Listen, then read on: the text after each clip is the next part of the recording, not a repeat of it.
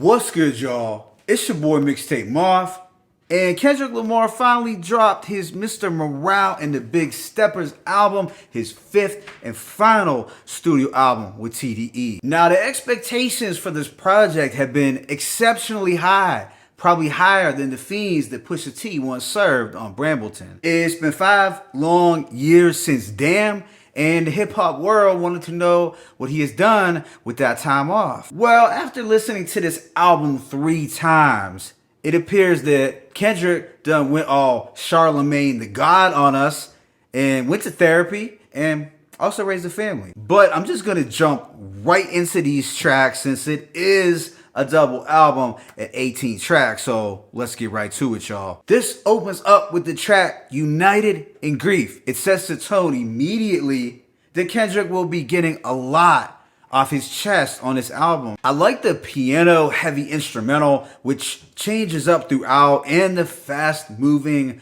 rhythmic drums. It's a very lively and jazzy beat for sure. Kendrick is essentially venting on this track. He mentions seeing a therapist and reflects back on all the unnecessary purchases that he made to help him deal with the grief. And we have all been guilty of doing this, right?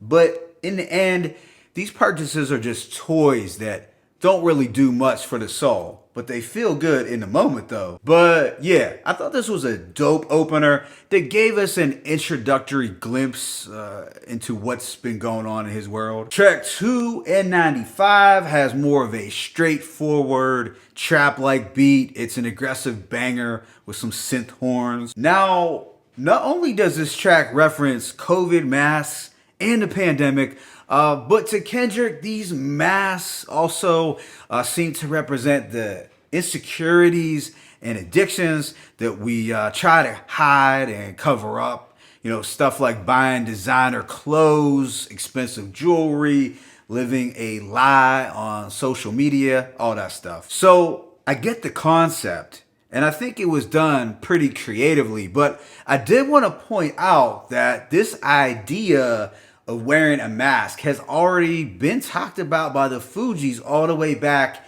in 1996, but Kendrick is doing it with a fresh 2022 perspective, so I get it. I do like the energy of this record, but I found the following line to be a bit cringy.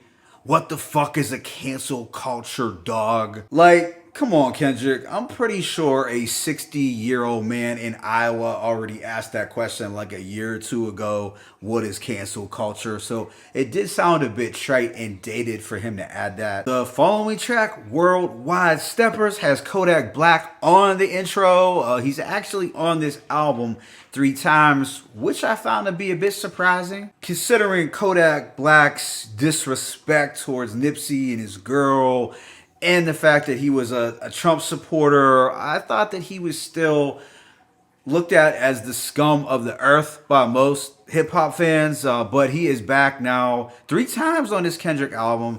I don't get the cosign, but it is interesting nonetheless. Here, Kendrick vents more over this minimalist beat that's pretty dark. There's also a beat shift, and that portion of the instrumental felt a bit Wu-Tang-esque. He states, "Writer's block for 2 years, nothing moved me. Ask God to speak through me. That's what you hear now, the voice of yours truly." So I thought that was dope that he was vulnerable enough to admit that he had writer's block all that time. There was a lot of heavy and dense lyricism on this record that felt very urgent. Instrumentally, it was a little bare bones, but I liked it as a whole. What follows is Die Hard, which lightens the mood somewhat. It has some sugary R&B vocals from Blast and Amanda Reifer, who both do a good job. So while this one offers up a more laid-back melodic vibe, it really didn't do much for me at all. But I suppose this could be viewed as a single.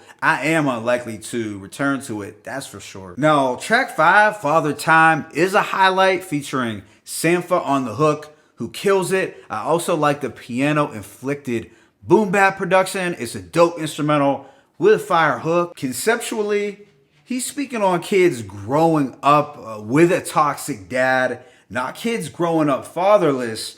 but kids who had dads that were maybe too tough on them, or dads who had a slightly twisted view on what it means to be a man. Kendrick raps, "Daddy issues made me learn losses. I don't take them well. Mama said, this boy exhausted." He said, "Go fuck yourself." Then the line, "When Kanye got back with Drake, I was slightly confused. Guess I'm not mature as I think. Got some healing to do." Hey, Kendrick, you aren't wrong for that one, because I thought the whole damn thing seemed forced, almost like Jay Prince held them both at gunpoint. Track 6 is Rich, interlude by Kodak Black, who raps over some building piano chords. It's different, unexpected, kind of a novelty, but Kodak Black didn't sound bad here, I must say. This leads right into Rich Spirit, which has a bouncy West Coast inspired beat that was a little atmospheric. Here, Kendrick talks about finding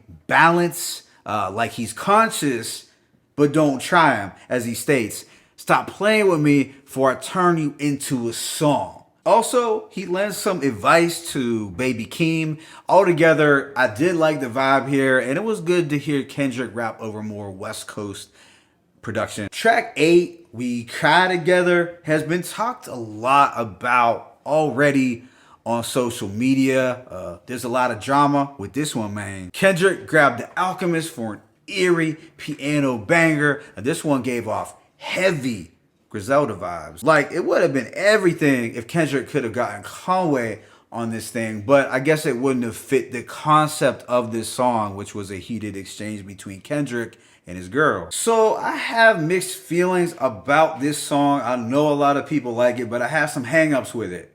While I did love this Alchemist production and could appreciate the theatrics and the drama behind this record, yes, it was very cinematic, but I don't know how many times I'm gonna want to hear Kendrick and his girl doing a screaming match. You know, this one definitely felt reminiscent to Bobby Digital's Domestic Violence and Eminem's Kim. But for me personally, I couldn't relate to this song all that much because I feel it's weak for a man to get into arguments like that with a woman.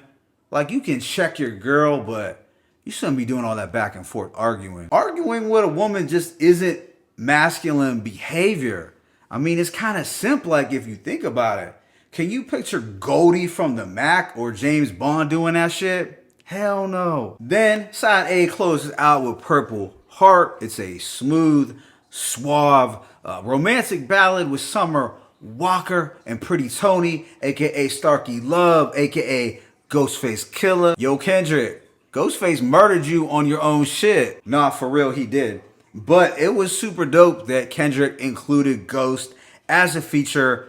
I love to see the man get those flowers, and Ghost's vocals sounded very on point. He was clearly the highlight of this song. So for side B, or disc 2, we start off with the track Count Me Out, which has a multi-layered beat, starting out as ethereal, but then shifting into more trap-like melodic territory. Instrumentally, I found this one to be a bit all over the place. Therefore, I didn't necessarily love this track, but I could appreciate his message of perseverance as he spoke on how feelings of being counted out actually led to him being empowered. Following this is Crown, another very self-reflective and introspective record, but it did feel Andre 3000 inspired, from Kendrick's vocal inflections to his singing. I mean, this was straight out the Three Stacks playbook. Instrumentally, it was a bit skeletal and subtle, but the song ended up growing on me for some odd reason. It's definitely a moody,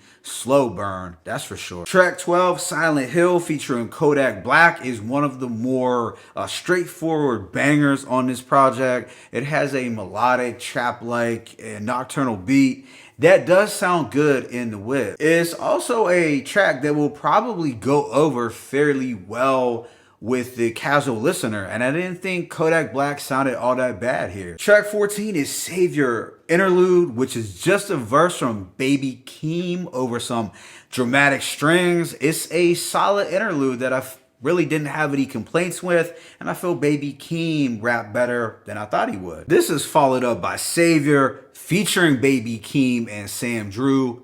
It's set to an atmospheric and wavy beat that is easily one of the stronger instrumentals on this project. On here, Kendrick admits that he's not a savior and that other rappers shouldn't be treated as such either. He talks about his fans trying to box him in as just a conscious rapper, as he states, like it when they pro-black but are more Kodak Black. Again, the endless flowers for Kodak Black seem rather unexpected, but it is different. Track 15 is Auntie Diaries, which is a deeply personal and conceptual record where Kendrick acknowledges the struggles of his trans auntie and cousin. Kendrick confesses to growing up in an environment and an era where the word faggot was used regularly, even by elementary school kids. I guess this record serves a good purpose in that it will likely bring about more trans awareness for folks,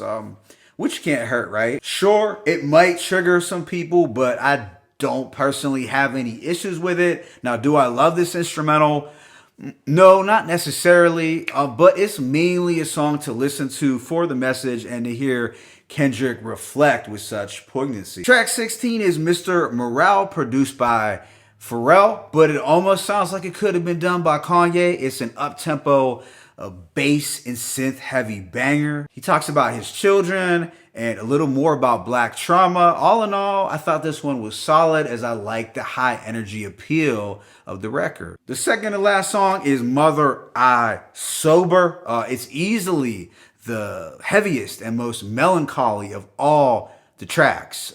It also shows Kendrick at his most vulnerable, and it is backed by very somber keys and ghostly vocals from Portishead's Beth Gibbons. And look, this record is likely to garner a ton of praise from literary circles and music critics. On this track, Kendrick is speaking on generational family trauma and sexual abuse that often goes unrecognized by the culture. It also largely speaks to some of the hidden traumas that Black Americans face all too often. There is a climactic build-up towards the end of the track where it feels like a burden for Kendrick has been lifted. Then this album wraps up with Mirror, which ends things on a more upbeat note, and it has more of a melodic and pop sensibility. It's a little soulful too. Here, Kendrick admits to doing his part. He did the therapy, he did the self-reflection, and now he has basically healed himself. He chose to save himself in hopes of hopefully saving other folks. I felt this was a solid way to wrap things up as it brings some closure to the therapy theme from the album. Overall, I give this project a rating of 3.5 mics, probably a strong 3.5 mics.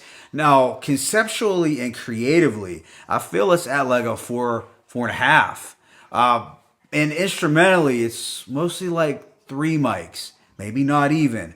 So I would balance things out to a strong 3.5 mics. This album isn't going to be for everyone, that's for sure.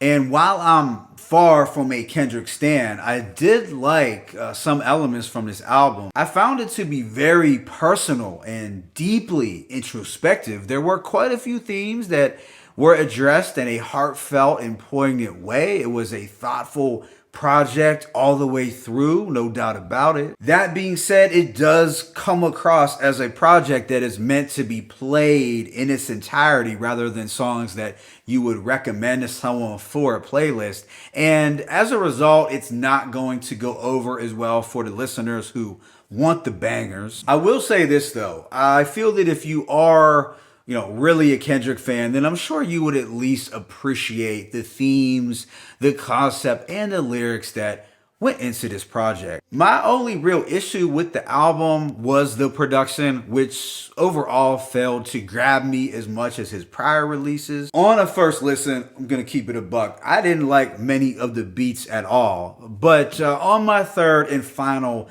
listen, many of them did grow on me. But if you only approach this album with beats and vibes in mind, then you are likely to dislike this album. Even though the lyrical content and the concepts are great, this is easily my least favorite Kendrick project. It's good, but not great, despite having some great moments. At the end of the day, if you consider yourself to be a listener of conscious hip hop and introspective rap, then you can't label this as a whack release. You really just can't. But when compared to his other releases, yeah, it was a little underwhelming. Still, I'm glad that he finally dropped after all these years, and it will be interesting to see what he will do next as an independent artist. My favorite tracks include United in Grief, Worldwide Steppers, Father Time, Rich Spirit, Crown, Silent Hill, Savior, Mother I Sober, and Mirror. Let me know what you thought of this album in the comment section.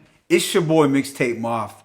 I'm signing out, but be sure to hit that like button and please subscribe. As always, it's peace and blessings. Kendrick Lamar, Mr. Morale, and the Big Steppers, 1.